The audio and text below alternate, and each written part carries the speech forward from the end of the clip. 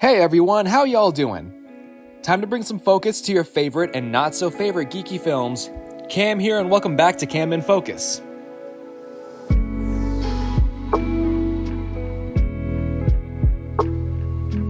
Now before we get started, don't forget to like and subscribe to Geek News Now and follow us on social media. And don't forget to hit up metallicdicegames.com and riptapparel.com. You can get all kinds of awesome dice from metallicdicegames.com.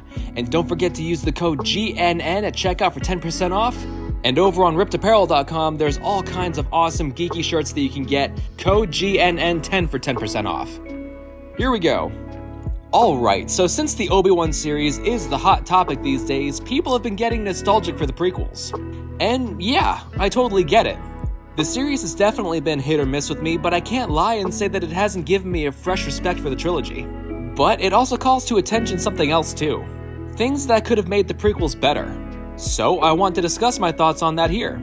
Yeah, you know what it is, a numbered list. Yeah, baby! Yeah. Now keep in mind, I enjoy the prequels. They're heavily flawed, but I enjoy them for what they are and what they add to the lore of the Star Wars universe. I'm not gonna list off general inflammatory things like rah, no Jar Jar, rah, no Orphan Annie, rah, trade dispute.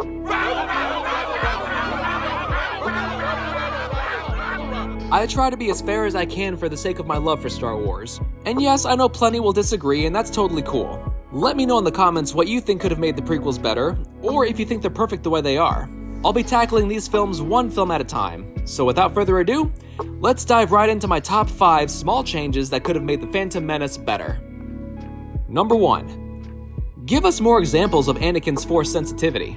Yeah, I know that plenty will defend this by saying that Anakin is the only human, a child at that, who can race pods, and yes, I get that.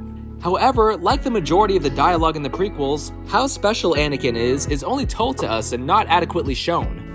He can see things before they happen. That's why he appears to have such quick reflexes. It's a Jedi trait. I mean, that sounds cool, but where did we see that before? Where did Qui Gon himself see that? Something that could have lent more credence to this would have been maybe showing Anakin in Watto's shop before Qui Gon and company entered. Show him working, but then suddenly pausing as they start to approach the store from the outside. He looks around, confused, knowing that something important is coming, a la Ezra Bridger in Rebels. Something's coming. Just a small few shots like that could really have given Anakin as a Force sensitive some superb foundation, and really would have aided in cluing us into the fact that this boy, regardless of who he ended up being when his name was revealed, was special. Number 2. So, Qui-Gon was seen as something of a loose cannon by the Jedi Council. He was known for not necessarily insubordination, but he did take things into his own hands more often than not when he felt like something was in his power to do. But again, this is something only told to us through exposition. Something that I think would have really helped to give the idea a bit more weight would have been maybe to have Qui-Gon on a call with the Council once they've cleared the Federation blockade. He tells them what their plan is, and maybe they disagree and suggest an alternate course of action. Qui-Gon protests and decides to disregard their orders to continue with the plan to land on Tatooine. What this example would create is a basis in our mind with which to apply the context of the exposition. The biggest failing of The Phantom Menace is that you're thrust into a world in which you're expected to know how everything works and who the characters are. So consequently, the script is very tell, don't show. We need more context in order for the exposition to be engaging. Number 3. How the pod race is filmed.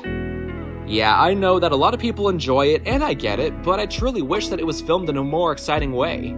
Other than a couple of first-person and front-facing shots, almost every single shot in the race is just tracking from left to right, left to right, left to right. Once I noticed that, it took a lot of the enjoyment away because the race ended up feeling stale and uninventive.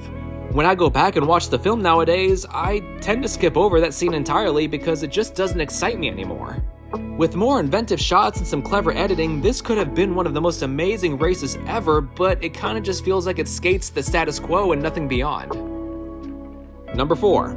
We need more Darth Maul.